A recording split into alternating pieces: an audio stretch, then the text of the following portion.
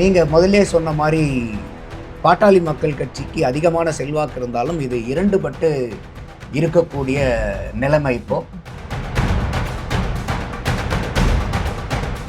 2026 வருஷம் வருஷம் தேர்தலுக்காக போய் சேர்ந்த மாதிரி தேர்தலுக்காக போய் சேர்ந்திருக்கார் காங்கிரஸ்ல. அது பத்தாதுன்னு காங்கிரஸுக்குள்ளாரே இது ஒரு மாசம் கூட முடியாத ஒரு நபருக்காக புதுசா கட்சியில சேர்ந்து சீட்டை வாங்கிட்டு நிக்கிறவங்களுக்கு காங்கிரஸ் கட்சிக்காரங்களே வேலை பார்க்க மாட்டாங்க. விடுதலை சிறுத்தைகள் கட்சிக்கும் அவங்களுக்குமே நிறைய சிக்கல் நடக்குது. அது கூட 2 பேரும் தனித்தனியாவெல்லாம் விளக்கம் கொடுத்தாங்க. ஆனால் கட்சிக்காரங்க அதை பேனர் அடிச்சுட்டு அவங்க போய் பேசுகிற அளவுக்கெல்லாம் விடுதலை சிறுத்தைகள் கட்சியிலேருந்தெல்லாம் இது பெருசாக பேசப்பட்டது. மாவட்டத்தில் இந்த ஒரு சீட் மாவட்டமே அதிமுகவுக்கு சாதகமாக இருந்தாலும் இந்த சீட்டு பெரிய most dominant constituency for ADMK. பாய்தமிழ் நேயர்களுக்கு வணக்கம். நான் பவித்ரா சேவியர். ஒவ்வொரு மாவட்டம் வாரியா கள நிலவரம் என்ன அப்படிங்கிறத தொகுதியா பார்த்துட்டு இருக்கோம். அந்த வகையில இன்னைக்கும் 2 மாவட்டங்கள் பத்தி பார்க்க போறோம். அதுக்காக நம்ம கூட நந்தகுமார் சார் அவர்கள் இணைஞ்சிருக்காரு. அவர்கிட்ட பேசலாம். அதற்கு முன்னாடி பாய்தமிழ்ல சப்ஸ்கிரைப் பண்ணாம பார்த்துட்டு இருக்கீங்க அப்படின்னா வீடியோவை சப்ஸ்கிரைப் பண்ணிட்டு பாருங்க. உங்களுக்கு நாங்க சொல்லக்கூடிய கருத்துக்கள்ல எந்த அளவுக்கு உடன்பாடு இருக்கு இல்ல மாற்று கருத்துகள் இருக்கு அப்படின்னா கமெண்ட் செக்ஷன்ல உங்களுடைய கருத்துக்களையும் தெரிவிங்க. வீடியோ ஃபுல்லா பார்த்துட்டு உங்களுடைய கருத்து என்ன அப்படிங்கறத என்கிட்ட தெரிவிச்சிருங்க.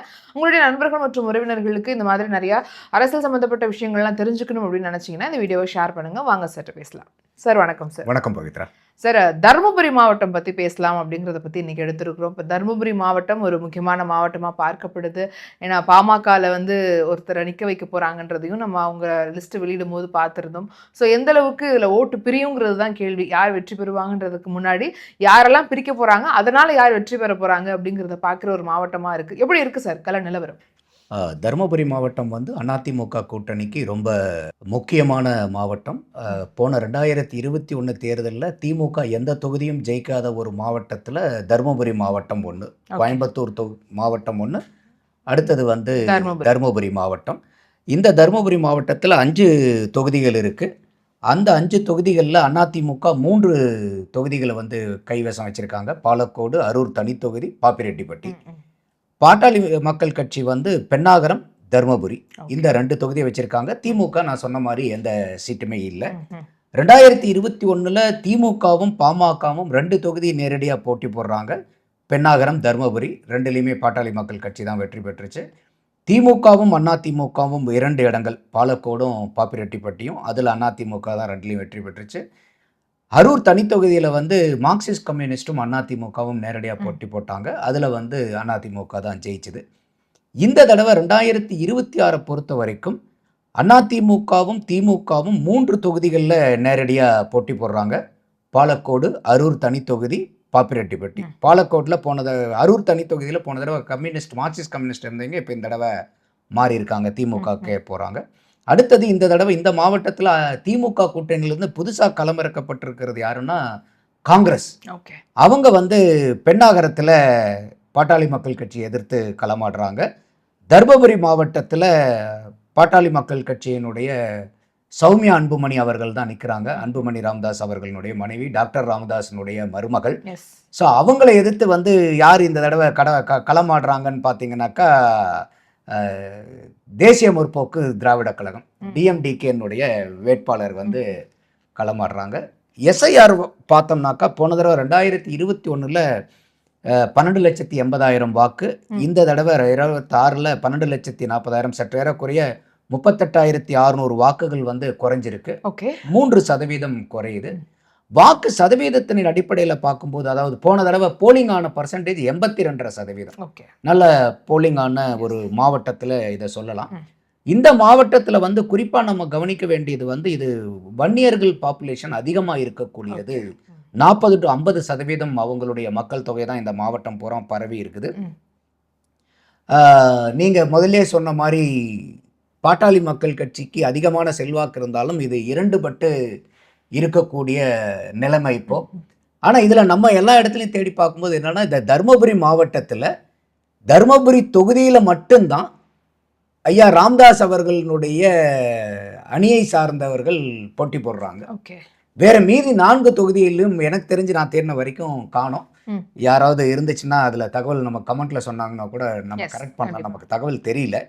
நம்மளும் தொலாவி பார்த்தோம். அது நேயர்களுக்கு தெரிஞ்சதுன்னா நீங்க கமெண்ட் பண்ணுங்க. வேற ஏதாவது தொகுதியில தர்மபுரி மாவட்டத்துல நிக்கிறாங்களான்ட்டு இந்த 5ல.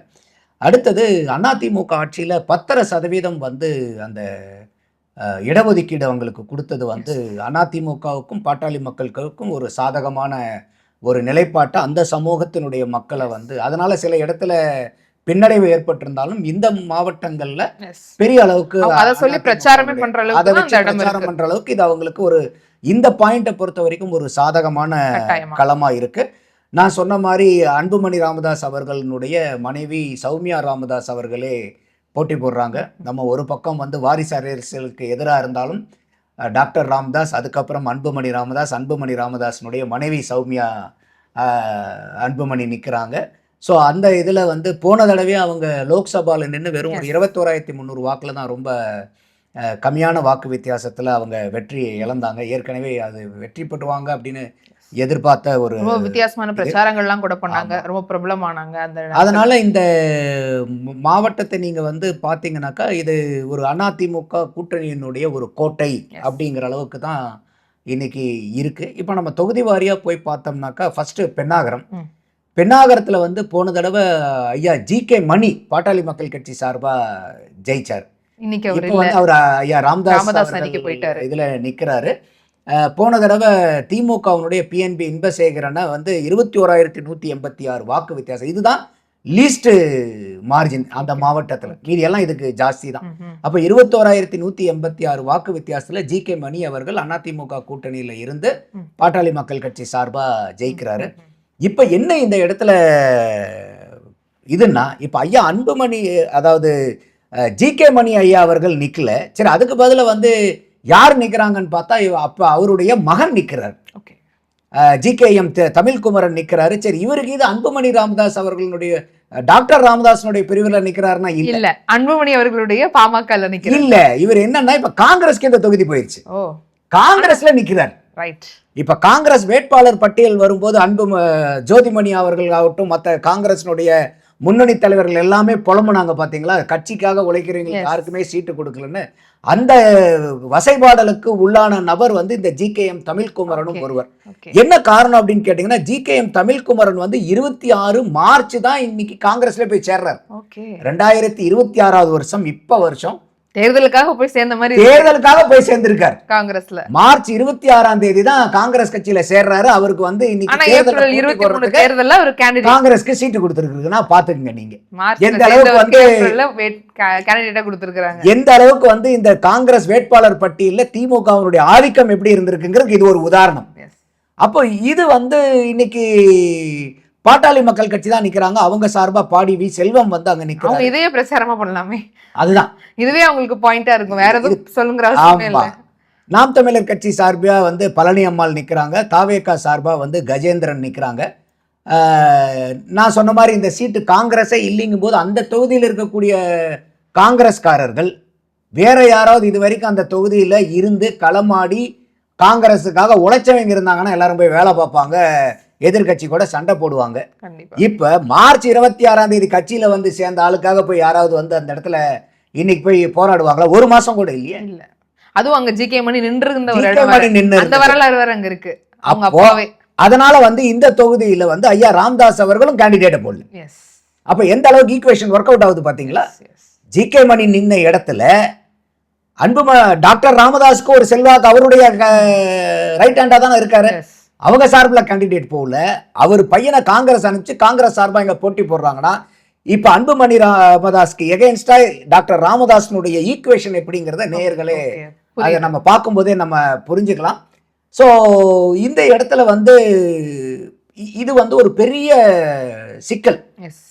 காங்கிரஸுக்கும் திமுகவுக்குமே பெரிய ஏழரை ஓடிட்டு இருக்குது உள்ளார. அது பத்தாதுன்னு வந்து காங்கிரஸுக்குள்ளாரே இது வந்து ஒரு மாசம் கூட முடியாத ஒரு நபருக்காக வந்து புதுசா வந்து கட்சியில சேர்ந்து சீட்டை வாங்கிட்டு நிக்கிறவங்களுக்கு காங்கிரஸ் கட்சிக்காரங்களே வேலை பார்க்க மாட்டாங்க. ஏற்கனவே திமுகவுக்கும் காங்கிரஸுக்கும் பிரச்சனையானதுல வந்து திமுக காரங்களும் காங்கிரஸ்க்கு வேலை பார்க்க மாட்டாங்க. ஸோ அந்த இடத்துல பார்க்கும்போது இது பெரிய அளவுக்கு வந்து அட்வான்டேஜ் டு ஏடிஎம்கே தான் இந்த தொகுதி. அவங்க போன தடவை வந்து அந்த கூட்டணி கட்சிக்கு தான், பாமகக்கு தான் வந்து திருப்பி இதை வந்து தக்க வச்சுக்கிறதுக்கு இப்போ ஒரு பெரிய வாய்ப்பு இருக்கிறதா நம்ம பார்க்குறோம். Okay sir. 2வது தொகுதியை நம்ம பார்க்கும்போது தருமபுரி. தருமபுரியில் வந்து போன தடவை பாமகவினுடைய எஸ்பி வெங்கடேஸ்வரன் வந்து பார்த்தீங்கன்னா திமுகவினுடைய சுப்பிரமணிய அவர்களை வந்து 26,860 வாக்கு வித்தியாசத்தில் வந்து ஜெயிக்கிறாரு. இப்போ திமுக நின்ன இந்த தொகுதியை தேமுதிகவுக்கு கொடுத்துருக்காங்க. திராவிட முற்போக்கு தேசிய முற்போக்கு திராவிட கழகத்துக்கு கொடுத்துருக்காங்க இளங்கோவன். இந்த தொகுதி ரொம்ப முக்கியமான தொகுதியாக பார்க்க போகிறது காரணம் என்னன்னா, டாக்டர் அன்புமணியினுடைய மனைவி டாக்டர் சௌமியா அன்புமணி இங்கே நிற்கிறாங்க. நாம் தமிழர் கட்சியிலிருந்து சாந்தலட்சுமி, தாவேக்காலிருந்து சிவன் நிற்கிறாங்க. ஸோ இந்த இடத்துல வந்து திருப்பி இது கூட்டணி பிரச்சனைக்கு உண்டான சீட்டு திராவிட முன்னேற்ற கழகத்தை சைடில். ஏன்னா டிஎம்டிகேவை உள்ளார கொண்டு வந்ததில் பல பேர் வந்து அதிருப்தியில் இருக்காங்க. ஏற்கனவே இன்னைக்கு வந்து ஒரு திமுக போட்டி போட்ட சீட்டை வந்து நீங்கள் இப்போ தேமுதிகவுக்கு நீங்கள் கொடுக்கும்போது திமுக காரங்களே வந்து அதை லைக் பண்ண மாட்டாங்க. ஸோ அப்போ அந்த ஒரு சிக்கல்கள் இருக்குது இந்த இடத்துல. இந்த ஒரு தொகுதியில் மட்டும்தான் இந்த மாவட்டத்தில் நான் ஏற்கனவே சொன்ன மாதிரி டாக்டர் ராமதாஸ் அவர்கள் ஒரு போட்டியாளரை நிறுத்தியிருக்காரு. சரவணன் அவர்களை நிறுத்தியிருக்காரு. மற்றபடி வந்து இந்த தொகுதியில் வந்து வாக்கு சதவீதம் போன தடவை நடந்தது வந்து சற்றேறக்குறைய 80%, 79.67. ஸோ இந்த நான் ஏற்கனவே சொன்ன மாதிரி அவங்க வெறும் 21,300 வாக்கில் தான் வந்து போன தடவை லோக்சபா தேர்தலே நிறுத்தினாங்க. ஸோ இந்த தொகுதி ஹிஸ்டாரிக்கலாக நம்ம பார்த்தோம்னா என்னன்னாக்கா, அதிமுக 5 தடவை ஜெயிச்சிருக்காங்க. அதிமுக தனிச்சு ஒரு தடவை தனிக்கிட்ட கட்சியாக, பாட்டாளி மக்கள் கட்சி கூட்டணியில் இருக்கும்போது பாட்டாளி மக்கள் கட்சி ஒரு தடவை, தேசிய முற்போக்கு திராவிட கழகம் 2011 அதிமுக கூட கூட்டணி போடும்போது ஒரு தடவை, காங்கிரஸ் கூட அதிமுக வந்து காங்கிரஸ் கூட கூட்டணியில் இருக்கும்போது ஒரு தடவை. அப்போ மொத்தமாக அதிமுக கூட்டணின்னு பார்த்தீங்கன்னா 5 தடவை. அதே மாதிரி திமுக தனிப்பட்ட முறையில் 4 தடவை, பாட்டாளி மக்கள் கட்சி திமுக கூட்டணியில் இருக்கும்போது ஒரு தடவைங்கும் போது இந்த கடந்த 1977 நடந்த 11 தேர்தலில் 2 பேருமே ஈக்குவலாக 5க்கு 5 ஜெயிச்சிருக்காங்க. ஆனால் பார்க்கும்போது 2 பேருக்கு ஈக்குவல் ஃபைட்டாக இருக்கிற மாதிரி தெரிஞ்சாலும் இப்போ நான் சொன்ன ஈக்குவேஷன்ஸ், ஒன்று பிரைம் கேண்டிடேட் ஃப்ரம் பாட்டாளி மக்கள் கட்சி சௌமியா அவர்கள், இந்த தொகுதி வந்து திமுக ஃபைட் பண்ணியிருந்தா கூட ஒரு ஏதுவாக இருந்திருக்கும். ஆனால் இது திமுக ஃபைட் பண்ணாமல் தேமுதிகவுக்கு கொடுக்குறாங்க. தேமுதிகவுக்கும் கூட்டணி கட்சிகள் யாருடைய வாக்கும் டிரான்ஸ்ஃபர் ஆகிறதுக்கு பெரிய பிரச்சனைகள் நடந்துட்டுருக்கு. விடுதலை சிறுத்தைகள் கட்சிக்கும் அவங்களுக்குமே நிறையா சிக்கல் நடக்குது. அதை கூட 2 பேரும் தனித்தனியாகலாம் வந்து விளக்கம் கொடுத்தாங்க. ஆனால் வந்து கட்சிக்காரங்க வந்து அதை பேனர் அடிச்சுட்டு அவங்க போய் பேசுகிற அளவுக்கெல்லாம் விடுதலை சிறுத்தைகள் கட்சியிலேருந்தெல்லாம் இது பெருசாக பேசப்பட்டது. அதனால் இந்த இடத்துல வந்து சௌமியா அன்புமணி அவர்களுக்கு வந்து வெற்றி வாய்ப்பு ரொம்பவே பிரகாசமாக இருக்குது. இந்த தொகுதியும் வந்து பார்த்திங்கன்னா பாட்டாளி மக்கள் கட்சி போன தடவை 2 தொகுதியை தக்க வச்ச மாதிரி இது 2வது தொகுதியாக இதையும் அவங்க தக்க வச்சுக்கிறதுக்கு பிரதானமான வாய்ப்புகள் இருக்குது. 3வது தொகுதி வந்து பாலக்கோடு. பாலக்கோடு வந்து பார்த்திங்கன்னா KP அன்பழகன் அவர்கள் அதிமுக கேண்டிடேட் வந்து திமுகவினுடைய PK முருகனை 28,100 வாக்கு வித்தியாசத்தில் போன தடவை ஜெயிச்சாங்க. இந்த தடவை வந்து அன்பழகன் அவர்களே தான் போட்டி போடுறாரு. திமுக சைடில் இருந்து கேண்டிடேட்டை வந்து அவங்க மாற்றிருக்காங்க. இப்போ செந்தில்குமார் நிற்கிறாங்க. NTKல இருந்து பூபதி அவர்கள், TVKல இருந்து கோபி அவர்கள் நிற்கிறாங்க. ஸோ இந்த தொகுதியில் பார்த்தீங்கன்னா வாக்கு சதவீதம் 87.23% பதிவானது. ஹிஸ்டாரிக்கலாக நீங்கள் 1977 எடுத்தீங்கன்னா நடந்த 11 தேர்தலில் 9 தடவை அதிமுக கைவசம் தான் இந்த தொகுதி இருக்குது. ஈவன் அதிமுக பிளவுபட்டு ஜானகி அணியா ஜெயலலிதா அணியாங்கும் போதே ஜெயலலிதா அணி தான் அந்த இடத்துல வந்து சேவல் சின்னத்தில் வந்து வெற்றி பெற்ற தொகுதியில் இது ஒன்று. திமுக ஒரே ஒரு தடவை வந்து பார்த்தீங்கன்னா 1996 இங்கே ஜெயிச்சிருக்கு. அப்போ ஜெயலலிதாவினுடைய அந்த ஃபஸ்ட்டு பீரியடு மேலே கடுங்கோபம், அப்போல்லாம் அந்த வளர்ப்பு மகன் திருமணம் அது இதெல்லாம் பிரச்சனையாகி பெரிய ஆன்டி இன்கம்பன்சி வேவ் இருந்துச்சு. அந்த டைமில் திமுக ஜெயிக்கிறாங்க. ஸோ இந்த மாவட்டத்தில் இந்த ஒரு சீட்டு வந்து மாவட்டமே அதிமுகவுக்கு சாதகமாக இருந்தாலும் இந்த சீட்டு வந்து பெரிய most dominant constituency for ADMK. காரணம் என்னன்னு கேட்டீங்கன்னா, இப்ப கேபி அன்பழகன் இப்ப எம்எல்ஏவா இருக்கிறவர் தான் இப்ப கான்டெஸ்ட் பண்றாரு. இவர் 2001ல இருந்து தொடர்ந்து 25 வருஷமா அங்க வந்து இவர் எம்எல்ஏவா இருக்காரு. இப்ப வந்து அவரு தொடர்ந்து 5 முறை எம்எல்ஏவா இருந்திருக்காரு அதே தொகுதியில. இப்ப 6வது தடவை அவரு போட்டி போட போறாரு. அதனால வந்து ஒரு பெரிய அந்த கேண்டிடேட்டுக்கும் செல்வாக்கு வந்து அதீதமான செல்வாக்கு அந்த இடத்துல பார்க்க போறோம். இந்த தொகுதி 84% rural area. Okay. Vanniyar community இந்த மாவட்டத்துல வந்து ரொம்ப ஜாஸ்தியா இருக்கு. இப்ப அன்பழகன் அவர்கள்னாலையும் இந்த அதிமுகவினுடைய பாரம்பரியமான வெற்றியினாலையும் வந்து பார்த்தீங்கன்னா அந்த ஆர்கனைசேஷனல் ஸ்ட்ரக்சர் வந்து பயங்கரமா ஸ்ட்ராங்கா இருக்குது இந்த இடத்துல.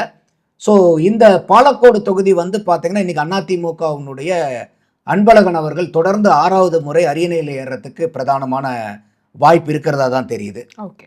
ஸோ அடுத்த தொகுதின்னு பார்க்க போகும்போது நமக்கு வந்து அரூர் தனி தொகுதி இது. இந்த தொகுதியில் வந்து பார்த்தீங்கன்னாக்கா அதிமுகவினுடைய சம்பத்குமார் அவர்கள் மார்க்சிஸ்ட் கம்யூனிஸ்ட் தோழர் குமார் அவர்களை 30,362 வாக்கு வித்தியாசத்தில் போன 2021 தோற்கடிச்சாரு. ஸோ இந்த தடவை கம்யூனிஸ்ட் கிட்ட இருந்து இந்த சீட்டை வாங்கி திமுகவே நேரடியாக களம் காணுது. சண்முகம்ங்கிறவர் நிற்கிறாரு. ஸோ அதிமுக சார்பாக ஏற்கனவே இப்போ சிட்டிங் எம்எல்ஏ சம்பத்குமார் அவர்கள் தான் போட்டி போடுறாங்க. நாம் தமிழர் கட்சியை சார்ந்தவங்க அனிதா அண்ணாதுரை வந்து இதில் நிற்கிறாங்க. தாவேக்காலிருந்து கே ராஜேஷ் அவர்கள் இந்த தொகுதியில் போட்டி போடுறாங்க.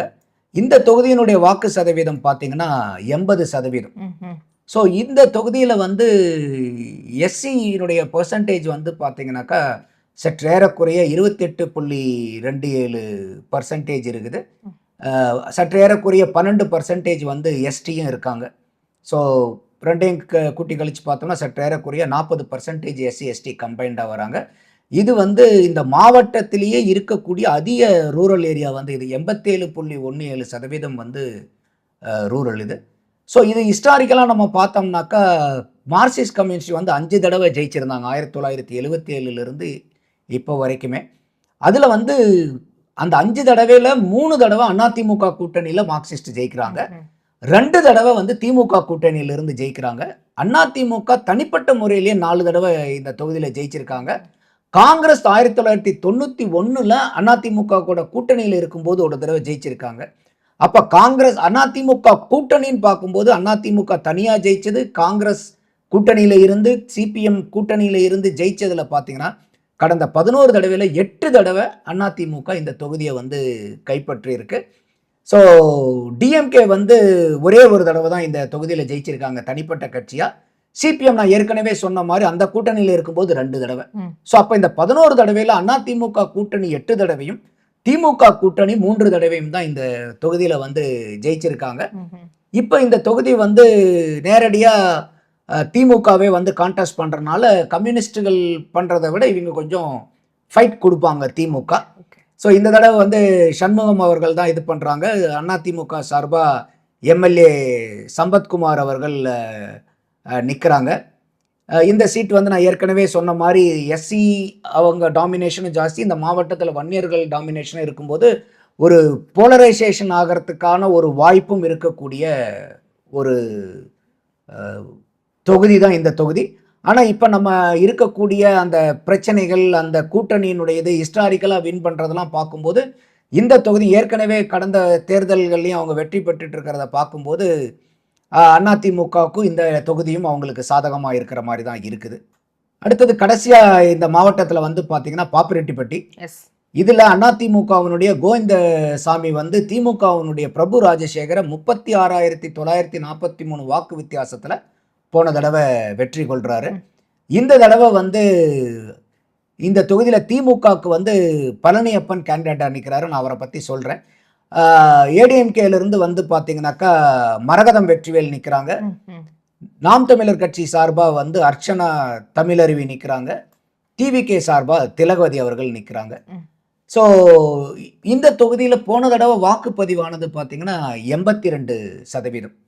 இந்த தொகுதி பாப்பிரெட்டிப்பட்டி வந்து பார்த்தீங்கன்னாக்கா 2008ல் மறுவரையறை செய்யப்பட்டனால உருவாக்கப்பட்ட தொகுதி. அந்த 3 தடவையும் வந்து பார்த்தீங்கன்னா அதிமுக தான் இந்த தொகுதியில் வந்து ஜெயிச்சுக்கிட்டு வருது. ஸோ இது அதிமுகவுடைய ஸ்ட்ரென்த்தும் கூட. இப்போ வந்து சிட்டிங் எம்எல்ஏ வந்து இப்போ இல்லாமல் மரகதம் வெற்றிவேலை வந்து நிறுத்துகிறாங்க. இப்போ நான் அவர் பழனிவேல் அவர்கள் சொல்கிறேன்னு சொல்லியிருந்தியா திமுக சார்பாக இப்போ நிற்கிறவர். இவர் வந்து அதிமுக சார்பாக இதே தொகுதியில் 2011லையும் 16லையும் அதிமுகவினுடைய எம்எல்ஏவா இருந்தவர்.